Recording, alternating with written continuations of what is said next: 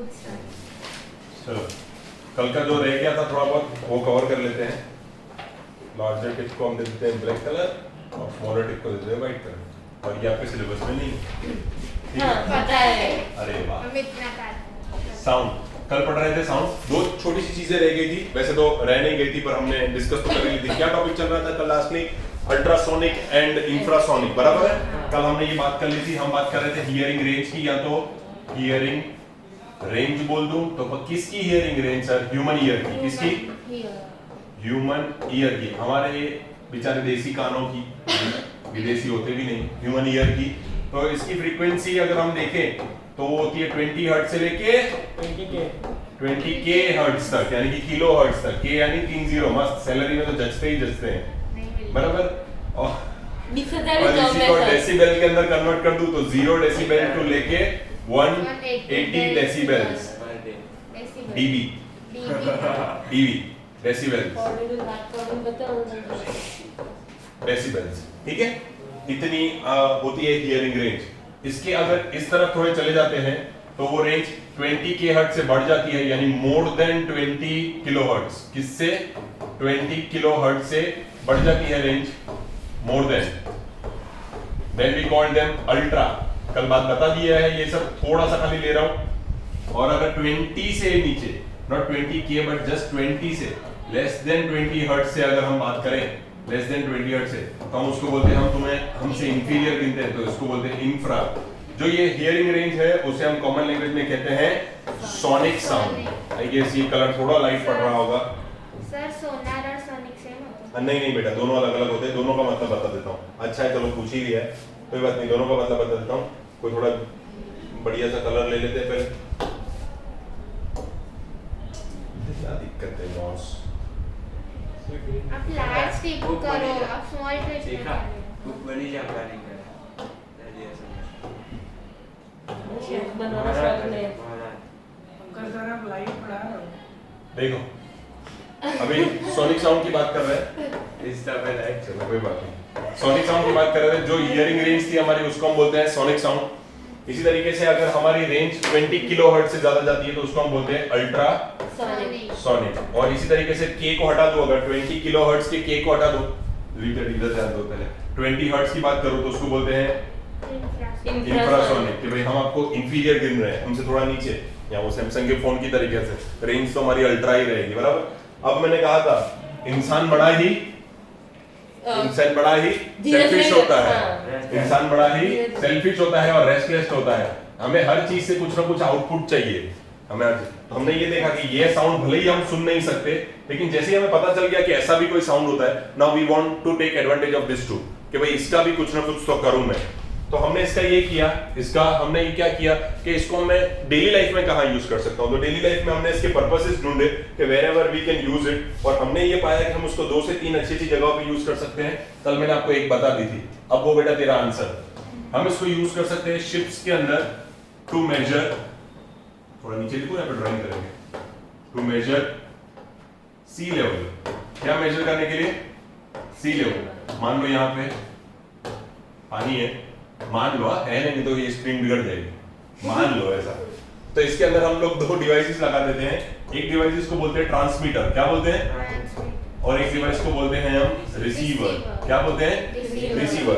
जब हम इंसानों को ये मालूम पड़ा था कि ऐसा भी कोई साउंड होता है, तो पहले तो हम ये देखने गए थे कि कौन कौन प्रोड्यूस करता है। तो कुछ एनिमल्स, कुछ बर्ड्स वगैरह ये प्रोड्यूस करते हैं, जैसे कि बैट हो गया, ब्लू व्हेल हो गई। तो हमने जब ये सारी चीजें जान ली तो फिर हमने इसका यूज निकाला। जो जो ये साउंड यूज करते हैं उनकी वजह से हमें ये मालूम पड़ा कि ऐसा भी कोई साउंड होता है। अब उसको हम कैसे यूज करते हैं? एक ट्रांसमीटर यहाँ से सिग्नल भेजता है, वो साइन ऐसे जाता रहता है, फिर जब वो ग्राउंड लेवल आ जाता है सी का, वहां से वो टकराने के बाद वो क्या करता है? सिग्नल दोबारा लौट के आता है, और उसको कौन पकड़ता है? रिसीवर। अब इंसान के पास एक बढ़िया सा फिजिक्स का एकदम बेसिक सा इक्वेशन है, speed is equal to distance upon time. Speed is equal to distance upon time. मुझे क्या चाहिए? डिस्टेंस। ये पानी के अंदर डिस्टेंस कितना है? तो मैं क्या कर लेता हूँ? Speed into time is equal to distance. मैं क्या करूंगा? स्पीड इसकी तो मेरे ही हाथ में है कि कितनी स्पीड से वेव्स डालनी है, वो देख लूंगा, और जैसे ही डालनी चालू की, स्टॉपवॉच चालू कर दूंगा, तो मैं टाइम भी नोट कर सकता हूँ। तो स्पीड भी मालूम है, टाइम भी पता है, तो मुझे क्या मिल जाएगा? डिस्टेंस। पर एक ही बार में अगर तुमको मान लो ये मिल गया, जस्ट एग्जांपल के लिए कि भाई 20 किलोमीटर की रेंज है, मतलब 20 किलोमीटर के बाद नीचे मतलब जमीन आती है, सी लेवल के एंड है, पर उसको मान नहीं लेते, सच नहीं मान लेते। क्यों सर? हो सकता है उस टाइम पे नीचे से कोई सबमरीन पास हो गई हो और यहाँ से ये रिटर्न हो जाए, या कोई एक बड़ा सा ग्लेशियर टाइप पत्थर हो नीचे, बहुत कोल्ड टेम्परेचर होता है वहाँ पे, बर्फ जैसी होती है, और पत्थर भी हो सकता है टाइटेनियम टूट के नीचे पड़ा, जस्ट किडिंग, कोई भी मतलब ऐसे जहाज पड़ा हो, जैसे कोई एक जहाज पड़ा हो, खजाना पड़ा, जाओ लेके आओ, मेरे को भी देना था। तो अगर कुछ भी पड़ा है, कुछ भी पड़ा है, तो अगर कुछ भी पड़ा है, तो हमारा सवाल क्या था कि हमें मेजर करनी है सी लेवल फ्रॉम द ग्राउंड, तो वो तो हमें मिला ही नहीं, क्योंकि वो तो पहले ही रिफ्लेक्ट हो गए सिग्नल्स, तो हमें तो ऐसा लग रहा होगा कि 20 किलोमीटर, हालांकि वो और भी नीचे है।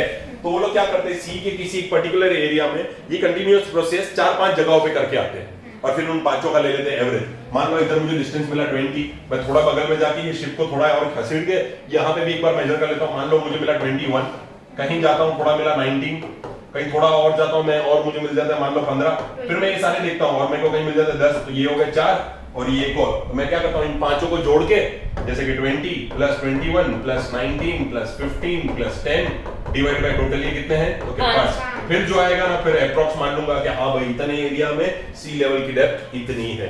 तो वो कैसे मालूम पड़ता है? With the help of ultrasonic sound. इसी का दूसरा ही पर्पस देख लेते हैं, इधर ही बगल में। अल्ट्रासोनिक साउंड को हम यूज कर सकते हैं टू डिटेक्ट लीक्स। हम डिटेक्ट कर सकते हैं लीक।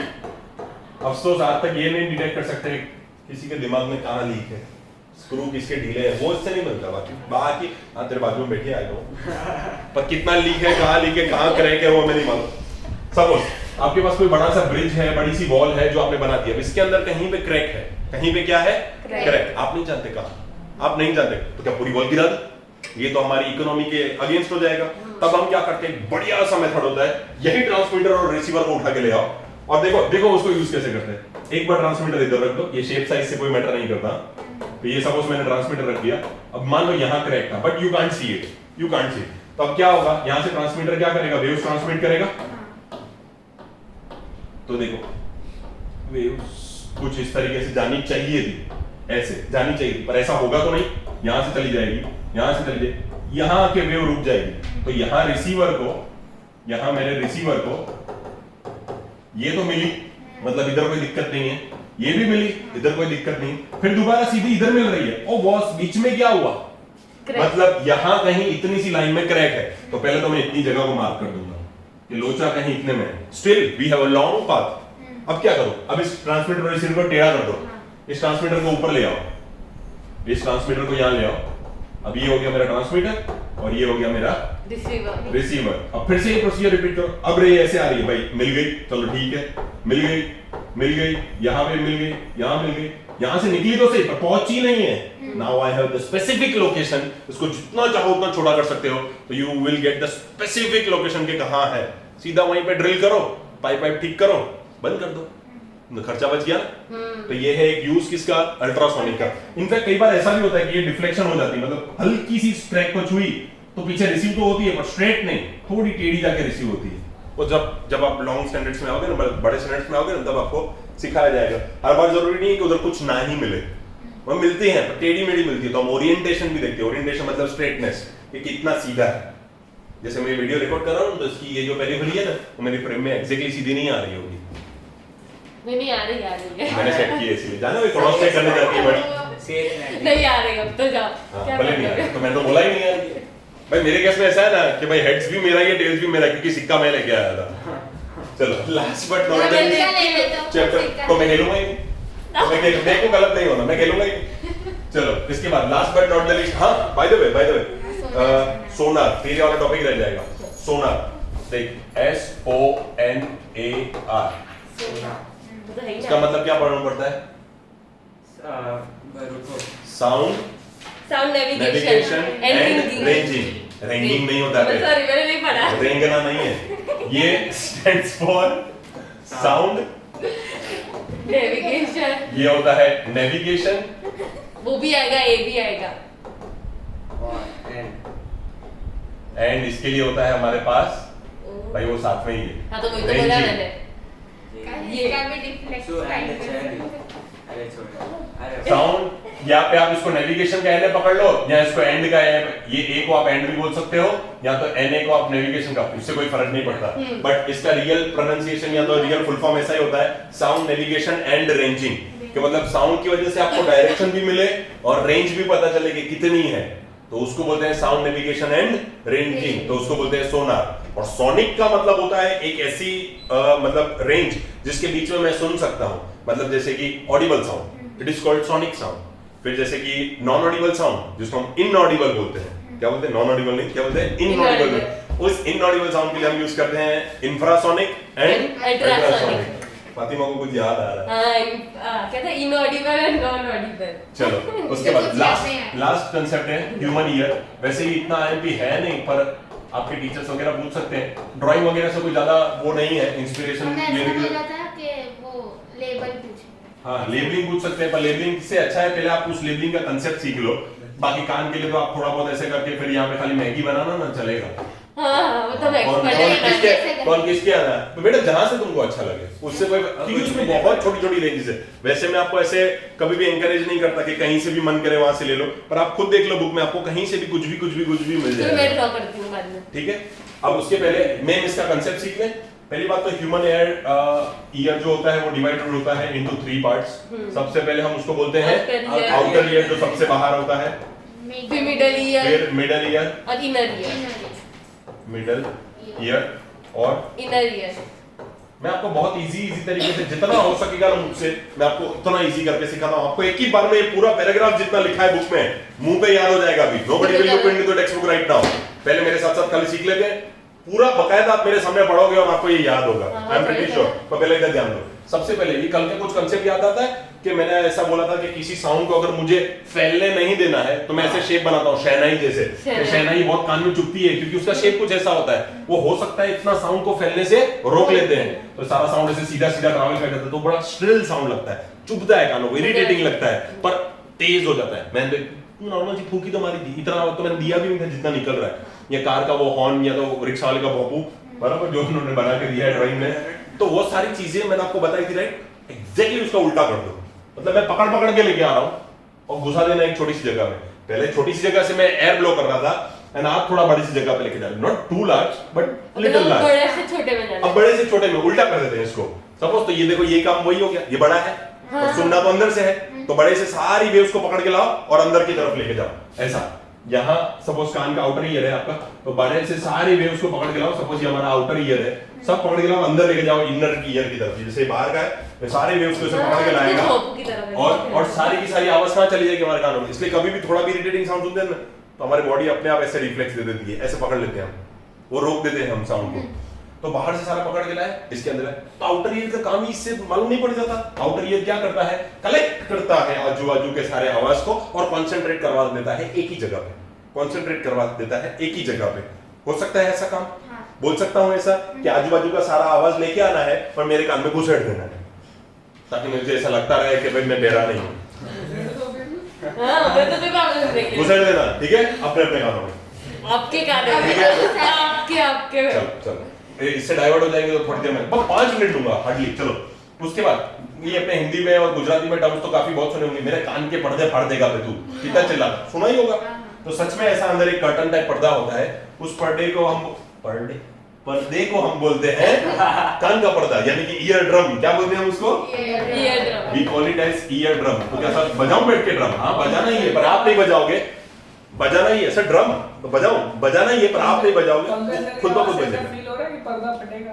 हाँ होता ही है। उसको भी हम पढ़ चुके हैं। उसको क्या बोलते हैं बेटा, मैं जिस तरीके से पढ़ाता हूँ उसको क्या बोलते हैं, क्या कहते हैं, भौकाल नहीं कह सकते हैं।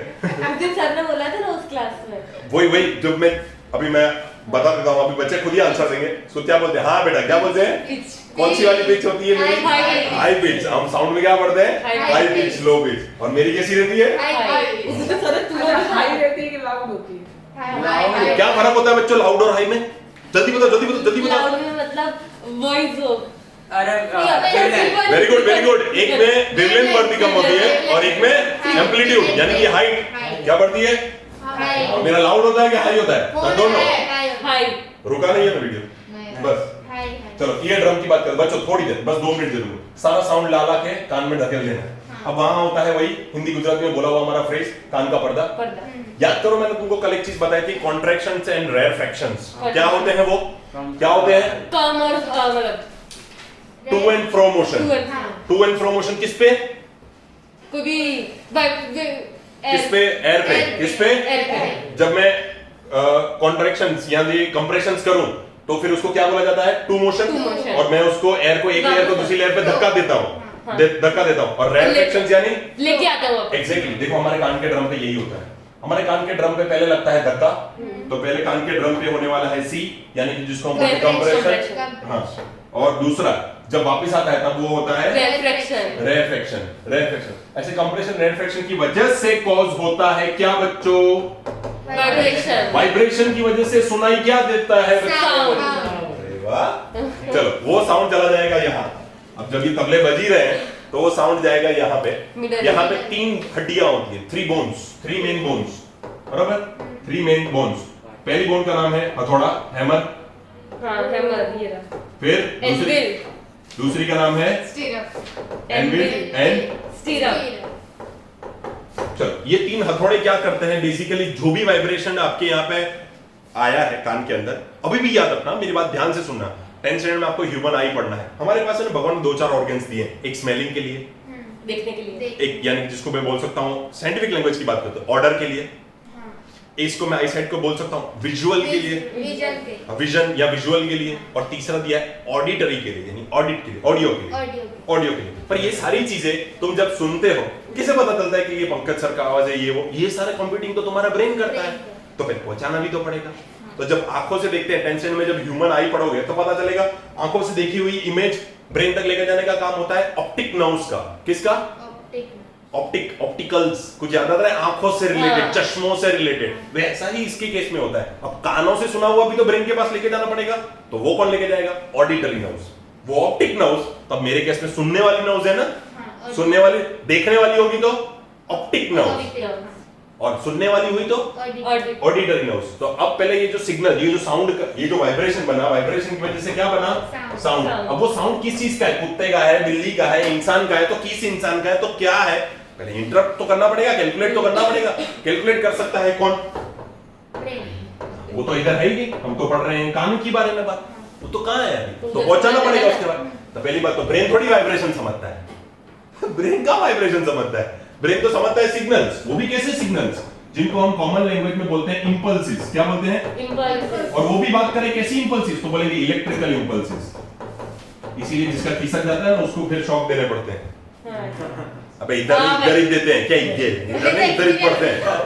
सो ब्रेन समझता है क्या? Electrical impulses. पर अपने पास तो क्या पड़ा है? वाइब्रेशन।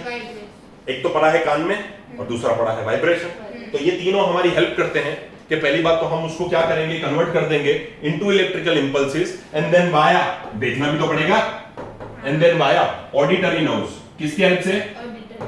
ऑडिटरी नसों, नर्व्स यानी और कुछ नहीं, नसों की हेल्प से हम भेज देंगे उन सारे सिग्नल्स को किसके पास? ब्रेन के पास, हमारे बॉडी के पीएम के पास, ब्रेन के पास, जो फाइनल एक्शंस लेगा कि भाई ये आवाज है, अच्छी लग रही है तो सुनो, नहीं लग रही है कान बंद करो, श्रील लग रही है, या किसकी आवाज है? मम्मी की है, चलो छुपा दो मोबाइल जल्दी से, हम तो पढ़ने बैठ रहे हैं। मतलब जो भी आवाज है वो इंटरप्ट करने का काम किसका होगा? ब्रेन का। आई डोंट थिंक सो कि कुछ छोटा बड़ा रह गया। और हाँ, ये सारी चीजें यहां से पहले पास होती है किसके पास? इनर ईयर के पास, एंड देन सो ऑन ये प्रोसीजर टेक प्लेस करता है। मिडिल ईयर से पहले वो कहां जाती है? इनर ईयर की तरफ। अभी हम एक बार काम करेंगे, तेरे से पढ़ाएंगे, तू थोड़ा थोड़ा पढ़ती जा और तुम लोग खाली अपने अपने ब्रेन्स में ये कंप्यूट करो कि क्या ये सारी बातें जो ये पढ़ रही है वो हमने देख ली या समझ ली या हमें समझ में। मेम्ब्रेन यानी पर्दा बेटा, हाँ, टेम्परेट मेम्ब्रेन, खाली निकनेम है दूसरा दिया हुआ, अभी आएगा, वो वर्ड भी लिख के दिया है, वो सब गोखने की चीजें हैं बेटा। कहाँ से पढ़ूं? पढ़ ले, ईयर ड्रम से ही पढ़ ले, नीचे वाले पैराग्राफ से, ड्राइंग के नीचे से ही पढ़ ले। The outer ear is called pinna. It collects the sound. Pinna, pinna बेटा देखो, पिन्ना। इसको, ये सारे खाली नाम है बेटा, टेक्निकल नेम्स जो हम दे देते हैं इन चीजों को, हमें पता है इसको आउटर ईयर बोलते हैं, पर इसको एक एक साइंटिफिक नाम भी तो देना पड़ेगा। तो पिन्ना, अभी तो बहुत सारे आएंगे, जरूरी था। कॉकलिया भी आएगा, यहाँ आएगा, इनर ईयर तक पहुंचते पहुंचते हमें कॉकलिया आएगा, और अभी तो हमें टेम्परेट मेम्ब्रेन भी सीखना है, पर वो समय से बताता हूँ, ऐसे लगता है सर ये क्या है, ये भी टर्म्स दे रहे हैं, पर अब कांसेप्ट समझ में आया। अब मैं धीरे धीरे इंट्रोड्यूस कर दूंगा, आपको हार्ड नहीं लगेगा। The outer ear is called pinna. It collects the sound from the surroundings.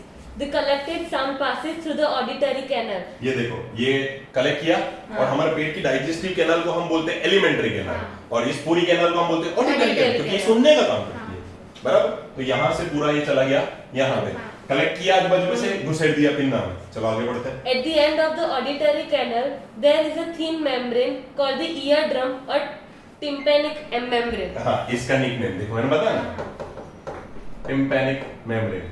Spellings very करते रहेंगे, डोंट वरी, क्योंकि यूके यूएस इंग्लिश का दिक्कत रहता है। चलो, tympanic membrane. When a compression of the medium reaches the eardrum, the pressure on the outside of the membrane increases and forces the eardrum inward. ये क्या समझ में आया? जब कंप्रेशन होता है, इस ड्रम को धक्का लगता है, वो इस लेयर को आगे की तरफ पुश करती है। अब नेक्स्ट टाइम तो आपको बिना पढ़े ही मालूम होगा, अब रेयर फ्रिक्शन होगा, वो लेयर दोबारा पीछे आएगी। पढ़ ले। Similarly, the eardrum moves outward when a refraction reaches it. In this way, the eardrum vibrates. The vibrations are amplified several times by three bones: the hammer, anvil, and strap in the middle ear. हाँ, अब क्या हो गया देखा? ये आगे पीछे vibrate करता रहा, उस वाइब्रेशन से बन गया साउंड। उस साउंड को बहुत टाइम से एम्पलीफाई करके बढ़ा के तुमको ये पहुंचाते हैं कौन? Middle ear. ये एम्पलीफाई करते हैं साउंड को। एम्पलीफाई करना यानी बहुत बढ़ा देना। उस साउंड का फ्रीक्वेंसी या उसके नंबर ऑफ टेकिंग प्लेसेस, कितनी बार हो रहा है या कितनी तेजी से हो रहा है, वो बढ़ा देना। हम नहीं बोलते एम्पलीफायर सॉन्ग सुना होगा, वूफर, एम्पलीफायर, थोड़ा बेस बढ़ाओ, एम्पलीफायर बढ़ाओ, तो एम्पलीफाई कर देते साउंड को, थोड़ा क्लियर, थोड़ा लाउड, थोड़ा हमारे सुनने के में मजेदार, ऐसा। The middle ear transmits the amplified pressure variations received from the sound wave to the inner ear. In the inner ear, the pressure variations are turned into electrical signals by the cochlea. Cochlea, ये देखो, middle ear से वो सारी चीजें कहाँ पहुंची? Inner ear पे। Inner ear ने उसको किस में कन्वर्ट कर दिया? इलेक्ट्रिकल सिग्नल्स लिखा है। सिग्नल्स का मतलब ही होता है इंपल्सेस। क्या बोलता है उसको? इंपल्सेस। और ये करता कौन है? कॉक्लिया। कॉक्लिया, वो आप इधर लेबलिंग में लिख सकते हैं, cochlea. These electrical signals are sent to the brain via the auditory nerve, ये and the रहा। brain interprets ये इलेक्ट्रिकल सिग्नल्स भेज दिए जाते हैं ब्रेन को वाया auditory nerves. खत्म हो गया। And the brain interprets them as sound. हाँ, तो ब्रेन उसको समझ लेता है कि किस चीज का साउंड है। सिंपल, वो सारी चीजें लिखी हुई थी, बस अब तो सारा हो ही गया। कल बैट वाला सीख लिया था और आज हमने सीख लिया ये वाला। हाँ। और ये वो भी पहले तो सीखा ही था। पर फिर भी एक बार हो गया, तीसरी बार। अभी मैंने टेक्स्ट बुक पे देखे ना, दूर से तो मेरे को बैट वाला दिखाई दिया, इसलिए मैंने पूछ दिया। हाँ, हो गया। अब इसमें कुछ ज्यादा समझाने जैसा रहा नहीं है। इसको एंड कर दे, तो सेशन को यहीं एंड कर दे। प्यार भरे सेशन